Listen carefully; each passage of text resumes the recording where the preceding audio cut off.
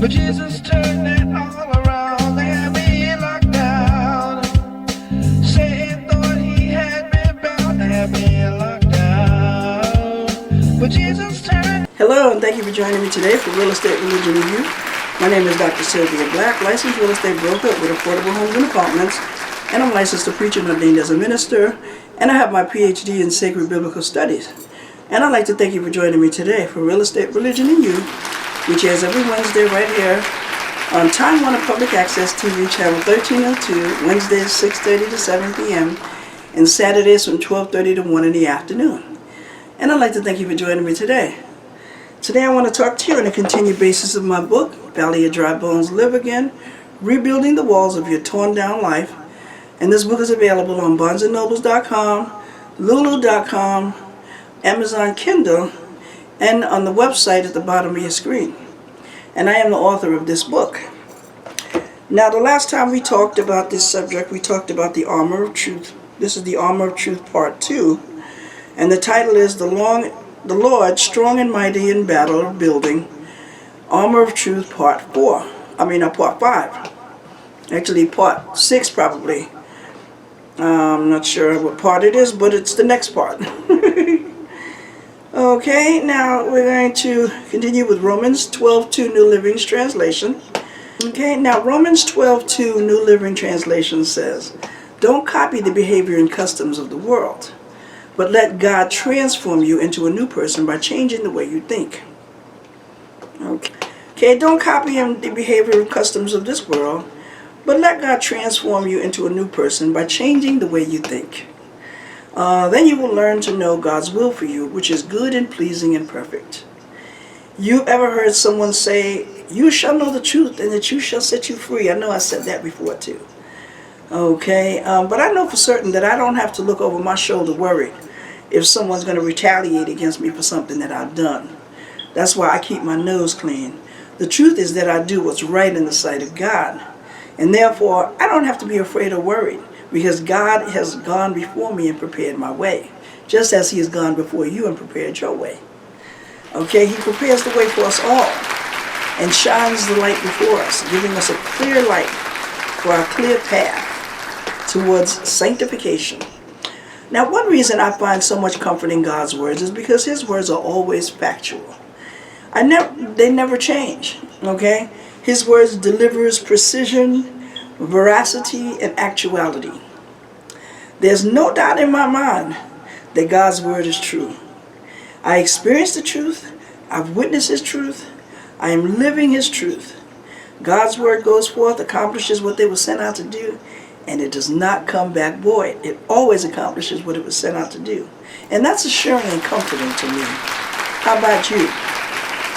Knowing that God never lies helps me to be honest with my service to Him. God's truth develops integrity in me. The lies I used to tell, I tell no more. When you are around people who lie, you have a tendency to lie.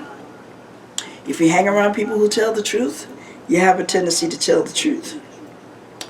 Now, God's words develops loyalty in me. Okay, I rely on God's words for my life and the life of my family. God's truth instills in me a devotion to God that I grow into. God's truth encourages me to do the right thing and serve Him with reverence, trusting and believing that I will reap the rewards of God's promises. God's truth gives me an uprightness and wipes out all shame that ever existed in my life.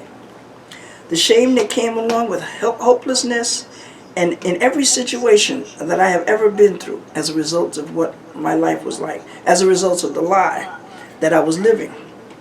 Now, I no longer feel worthless, I feel worthy. I believe I am worthy of God's love and respect.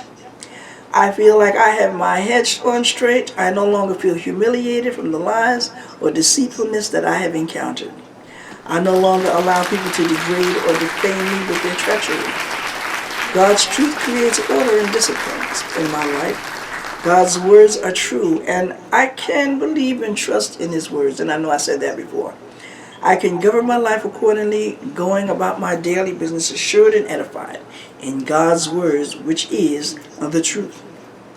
Now, here are some biblical characters who lied Okay, and what happened as a result of the lie? What lie they told and what happened? Okay, we're going to start with Abram's lie. Remember Abram when he lied? Now in Genesis 12:10-13, King James Version, it says, "Then a famine came into the land. Abram went down to Egypt to live. It was a hard famine. As he drew near to Egypt, he said to his wife Sarai, 'Look, we both know that you are a beautiful woman. When the Egyptians see you, they're going to say, "Aha, that's his wife," and kill me, and they'll let you live. Do me a favor,' he says. 'Tell them you are my sister. Because of you, they'll welcome me and let me live.' While Abram arrived in Egypt, the Egyptians took one look and saw that his wife was stunningly beautiful. Pharaoh's princess raved over to her. Pharaoh's princess raved over to her to Pharaoh. She was taken to live with Pharaoh. Because of her, Abram got along very well. He accumulated sheep, cattle, male and female donkeys, men and women servants, and camels. But God hit Pharaoh hard because of Abram's wife Sarai. Everybody in the palace got seriously sick. Pharaoh called for Abram. "What's this you have done to me? Why didn't you tell me that she's your wife? Why did you say she's my sister so that I'll take her as my wife? Here's your wife back. Take her and get out." Pharaoh ordered his men to get Abram out of the country, and they sent him and his wife everything he owned on their way. Abram told Sarai to lie. Oh, may the Lord add a blessing to the reading, hearing, doing of his mighty, powerful, and magnanimous word. Now Abram told Sarai to lie to save his neck. How many of y'all know that some people will get you to lie for them? Okay, so that they can prosper and, have everything that they want. They're gonna tell you to lie. Now he was afraid. He was fearful. He didn't. He was afraid. That's what he thought the Pharaoh was going to be like. He knew that the Pharaoh was going to want her as his own. But had he told the truth, Pharaoh perhaps would have respected. See, he thought of his own opinion of what Pharaoh was going to do without knowing the truth. And a lot of us do that. We assume certain things are going to happen as a result of something, else, which is not necessarily the truth. Now, that there was a famine in the land, so he went there to live in Egypt, and so that he could eat. Really, that's all he wanted to do. He thought the Pharaoh was going to react negatively and say, "Hey, I'm going to kill him and just take his wife," if he told the truth. But how does he know what would have really happened had he told the truth? But he told a lie, and he found out that it got him nowhere. Well, it got him a few cattle and everything, and it got him some things, so wherever he went now, he could eat at least. But the lie didn't get him anywhere. And then him and his wife had to suffer as a result of that. So this is a lesson learned, When somebody tells you to lie for them, don't do it. Because 9 times out of 10, it's your neck that's going to be on the chopping block, not theirs. Okay? If they say, "No, I'm not telling that lie," you're going to have to, tell it, even if it's your husband or your wife. Like in this case, Abram and Sarai. And you know the story down the road. God changed their name and gave them some children, even though they were up in age.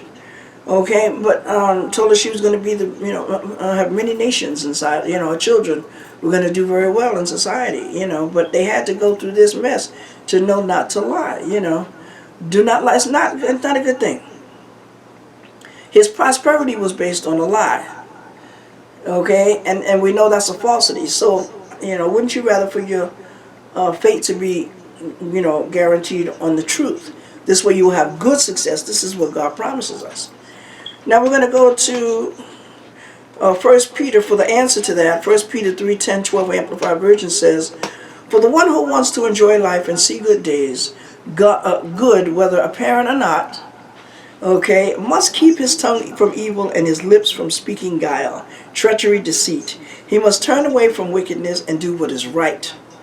He must search for peace with God and with self and with others, and pursue it eagerly, actively, not merely just desiring it. For the eyes of the Lord are looking favorably upon the righteous, the upright, and his ears are attentive to their prayer. eager to answer. The face of the Lord is against those who practice evil. May the Lord add a blessing to the hearing, reading of his mighty, powerful, and magnanimous word. So that is a lesson to be learned for all of those who decide to think you want to lie or even get somebody else to lie for you. Because the both of you are going to be punished, okay? Remember, the wages of sin is death, baby. Now, the next character we're going to talk about is Jacob. Jacob and his lie. You remember Jacob's lie, right? His mother put him up to this. Now, Genesis 27:18-19 and 24, Amplified Version, reads thusly. So he went to his father and said, My father and Isaac said, Here I am. Who are you, my son? Jacob said to his father, Okay, I am Esau, your firstborn, Jacob says. I have done what you have told me to do. Now please sit up and eat some of my game, so that you may bless me. But he said, Are you really my son Esau? Jacob answered, I am. Jacob was following his mother's instruction when he told him to pose as his brother Esau so he could receive Esau's blessing. Now Esau told his father Isaac, First Jacob has taken away Esau's birthright. Now he has taken away his blessing. Esau cried hysterically when he found this out, and he was very, very, very angry. So angry that Esau vowed to kill Jacob for what he had done. Jacob's mother Rebekah told Jacob to go and stay with her brother Laban, who was Jacob's uncle, Jacob and Esau's uncle. And wouldn't you know it, Laban was just as deceitful as his trifling sister, Rebekah. Laban lied to Jacob as well. Jacob met and wanted to marry Rachel. But Laban tricked Jacob in Genesis 19:23. But in the evening, Laban took Leah, his daughter, and brought her to Jacob instead of Rachel. In the morning, when Jacob woke up, he realized he consummated with Leah and not Rachel. Jacob confronted Laban. Laban made some excuse and convinced Jacob to work for him another 7 years, and Jacob agreed. So you see what comes around goes around, my brothers and sisters. Jacob deceived his brother Esau, and Laban deceived Jacob, his nephew. Rachel was barren, but Leah had many sons for Jacob. A very disturbing act that I find, that Jacob can be married to Rachel, but still consummate with his maid Leah. Okay. Finally, Rachel gives birth to Joseph. Now, I know you know the story of Joseph, but we're going to talk about it here. Now, the sons of Leah were trifling. Okay, perhaps maybe even because Leah herself was trifling. Okay, and plotted evil against Joseph. Jacob loved Joseph more because Joseph was his first child of his wife, which he considers his biological son. Genesis 37:20. Joseph's brothers plotted to kill Joseph because he had a dream, and a dream of reigning over his brothers. I can't even understand what I mean. I believe the promise was not in Leah, it was in Rachel. Just like the promise was not in, the promise was in, okay, let's stick to the subject. Okay, it was in Rachel, but Jacob insisted on continuing to consummate with Leah just so that he could have many sons. Now Rachel's son Joseph went on to be second in command. He went from a 2-time criminal to second in command. How many of y'all know God is good? But Joseph was sold into slavery and served jail time for a crime he didn't commit. He was his trifling brothers put him in jail, plotted against him because he had a dream. Don't never let nobody turn you away from your vision, my sisters and brothers. If you have a dream in your heart, even if it looks impossible, or some people may think of it ludicrous, stop telling them. Don't talk to those non-believers because they don't have the same vision that you have. Okay, never ever give up your dream. Okay, it took me 20 years or more. It took me a little more than 20 years to get my PhD. Okay, I was already working and everything, you know, and everything like that. And when I got my PhD, then I began to continue to study the Word of God. I got my PhD in Sacred Theological Studies and Biblical Studies. Okay, and I was already up in age, you know, way past the age that people would consider you to be starting out a career. But hey, God is the controller of time, my brothers and sisters. And I told this guy that I met in Price Right. He said he was going to college, but he's working at Price Right.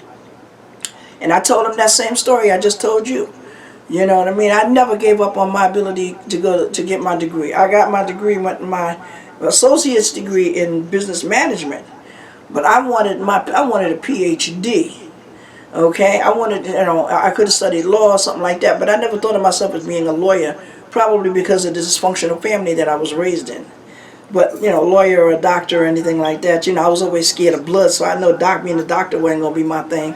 Okay, but, you know, I wanted to do something, you know, PhD, you know, so now I can do something. I can run my own, but I have several options. As a licensed real estate broker and as having my PhD, I can marry people, I can conduct funerals, you know, I can do a whole lot of things with my college degree, and I can do them as an independent businesswoman, okay?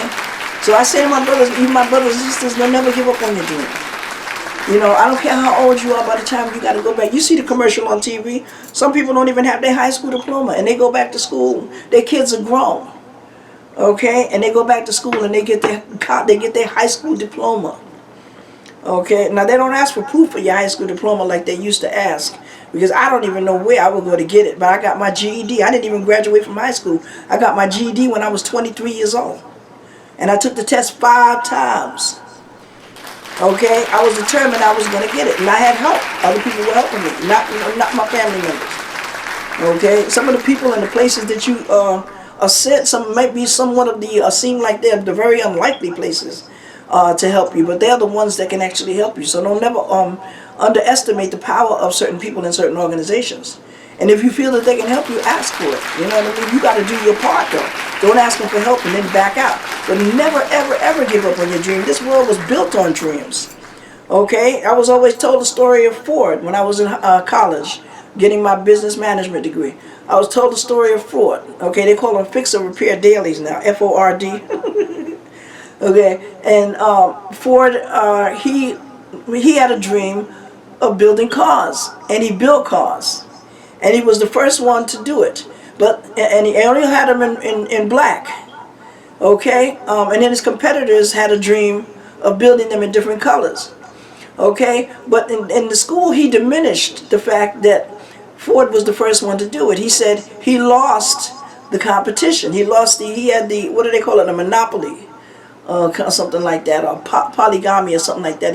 A monopoly. He was the only one that had it. It didn't mean that he was the only one that could do it, but he was the first one that did it.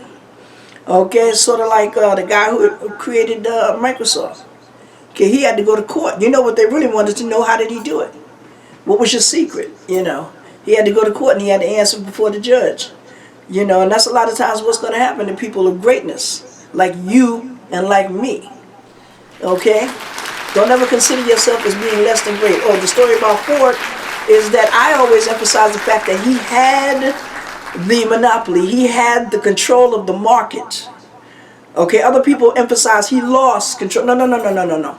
He had control of the market. That's what I concentrate on. That he had control of the market. Okay, because he was the only one, he was the first. And the only one for a period of time that built cars. And he built them in all black. All of his cars were black. Now I don't remember what year it was, but I think it was back before they even had traffic lights. I don't even know. I know that they probably did have traffic lights, but you know, I don't remember. But that was like historical, way before you and I was born. Okay, but he had control of the market. Okay, people who have a dream today, you know, some people just sit home and they dream, and they just wake up and whatnot, and then they go about their business and whatnot, and they forget about what they dreamt. See, my goal to you is to remember your dream. I might even write a book about that. Remember your dream, because I think that's very important for us to remember what we dream. This is a vision that's given to us by God. You know, and despite what Joseph went through, his trifling brothers, he says, I had a dream that you were going to bow down to me. He didn't mean nothing by it. All he was doing was sharing his information with his brother. And they got angry at him because he said, do you think you were going to bow down to you? You know, they were just trifling. They was always getting into mischief, and Joseph would tell on them. And so they was pissed off because Joseph was telling on them that why they couldn't get away with what they wanted to get away with. You know, because Joseph was an upright man. But see, now Jacob sinned. Now I talked about this before in another book. Jacob sinned, okay? He lied on his and said that he was his brother Esau. He stole his brother's birthright and his brother's blessing, right? So he sinned in the sight of God. So now his children are going to have to suffer with sin. His children are not going to have to suffer for the sin of his parents, but because his parents sinned, now he's going to have to suffer with sin. And you can sort of say that he's suffering for the sin, but he's not going to go to hell because of what his parents did. See, he's got to choose now for himself whether he's going to do the right thing or not. And he did the right thing. He was in jail. He was locked up. His brothers didn't like him. I'm sure he sensed that. They threw him in the pit, and they heard him crying. I know they heard him crying. They would tell him, shut up, and shut him up. So his brother came back and said, let's sell him into slavery. So they said, okay, we'll sell him into slavery. And he continued to tell his dream even in jail. Okay? He continued to tell his dream in jail. Okay? And then when one of them got out, he told him he remembered that Joseph was a dream, could interpret dreams. But when Joseph was before Pharaoh and was telling him that he said, it's God that gives me the ability to interpret dreams. It's not me myself. And he accurately told him the dream, and Pharaoh said, you're second in command under me. You know, so you know God can wipe away your history, baby. He can wipe away your past. I remember I called the hospital that I was admitted at years and years ago for something, you know, and then when they told me, they said those records are wiped away. They said those records are no longer. You don't have to worry about those records no more. They're gone. And I felt the freeness, you know. I said I don't have to talk about that no more because nobody, you know, it's like God washed it away. You know, I don't have to talk about it. I don't have to deal with it. Because it's not even a matter of public information anymore. Okay, so let's try to sum this up. Okay, because this is a big one. This is good. Okay, but you remember when I talked about as far as like the children having to suffer with sin because their parents suffered with sin. So Jacob lied. You know, he took, you know, he didn't have to listen to his mama telling a lie. He could have said, no, Mom, I'm not going to do that. You know, that's not right. But he did it. It was Judas's denial of Jesus. Now, Matthew 26, 69, 75, also Luke 22, 55 through 62, and John 18, 17 through 18, and 25 to 27. You can play back the button if you want to hear that again. The Apostle Peter denied Jesus and lied about knowing him. Okay, I believe the reasons why Judas was in denial of knowing Jesus was because he was afraid of being crucified on the cross right alongside Jesus. See, fear can make you do a whole lot of things. Okay? It can make you act crazy. Okay, he lied to Jesus and said that he would never betray him. Right to his face, I would never betray you, he said. You know, but Jesus had already knew that he was going to betray him, and he told him, he said, you're going to deny me 3 times before the rooster crows, in Matthew 26, 34. Judas made a deal as he was betraying him, Jesus, just like Jesus predicted, to receive 30 pieces of silver in exchange for his information. Okay, they did not know who Jesus was, so he decided he was going to kiss Jesus, and that would let them know who Jesus was. I call it the kiss of death. Judas swore up and down that he would never betray Jesus. Sure enough, he did betray Jesus, just as Jesus predicted. Therefore, Judas lied. After Judas kissed Jesus, Jesus was led away to Caiaphas, the high priest, where the scribes and the elders, Sanhedrin, Jewish high court, has gathered illegally together, Matthew 26, 57. In Matthew 27, Judas's guilt was eating him up alive. He returned the money when he saw that Jesus was condemned as a result of his big mouth. Finally, Judas's body became so enormously bloated that he could not pass through a street without buildings on the other side, each side. His face became so swelled up that a doctor could not even identify the doctors could not identify the location of his eyes using an optical instrument. Judas's genitals became enormously swollen and oozed with pus and worms. Finally, Judas killed himself on his own hand by pouring his own inwards onto the ground, which stank so horribly that even in Pappus's own time and contrary later, people still could not pass the sight without holding their noses. Oh my God, that is so funny. That is so funny. See, that's a lesson learned, y'all. Don't lie. Try not to lie, and you'll be a whole lot better off. Okay, now the last character we're going to talk about briefly is the fate of Ananias and Sapphira, found in Acts 5, 1-11. Okay, let's see if I can read this right quick. Okay, now a man named Ananias and his wife Sapphira sold a piece of property with his wife's full knowledge and complicity. He kept back some of the proceeds, bringing only a portion of it, and set it at the apostles' feet. But Peter said, Ananias, why has Satan filled your heart with a lie and the Holy Spirit, and secretly kept back from yourself some of the proceeds from the sale of the land? As long as it remained unsold, did it not remain in your own to do with you as you pleased? And after it was sold, was the money not under your control? Why is it you have conceived the act of hypocrisy and deceit in your heart? You have not simply lied to people, but to God. And hearing these words, Ananias fell down suddenly and died. A great fear and awe gripped those who heard it. And the young men in the congregation got up and wrapped up the body and carried it out and buried it. Now after an interval of about 3 hours, his wife came in, not knowing what had happened. Peter asked her, tell me whether you sold the land for so much. And she said, yes, for so much. Then Peter said to her, how much could you have agreed together to put the How could you have agreed together to put the Spirit of the Lord at test? Look, the feet of those who have buried your husband are at the door, and they will carry you out also. And at once she fell down at his feet and died. And the young men came in and found her dead, and they carried her out and buried her beside her husband. Okay, the great fear and awe gripped the whole church and all of those who heard about these things. Can you imagine dropping dead right after telling a lie right then and there? That would be an extreme, but you read about what happened to this couple, Ananias and Sapphira. And if they told the truth, their lives may have been spared. As soon as they lied, though, they dropped dead, right on the spot. They didn't even get sick first. They just dropped dead immediately after they confessed the lie. Keynote, my brothers and sisters, it's always better to tell the truth.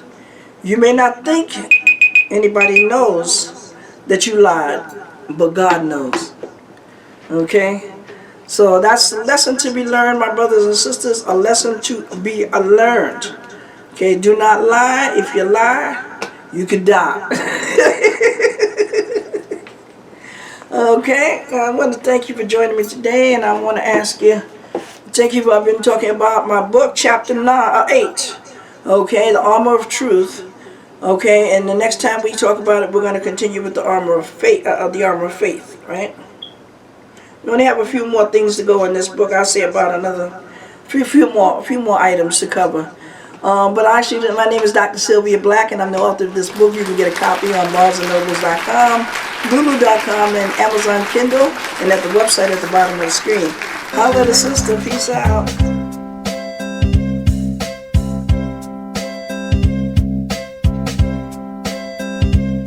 They have me locked down. Say it had me bound to the ground. They have me here locked down. But Jesus turned.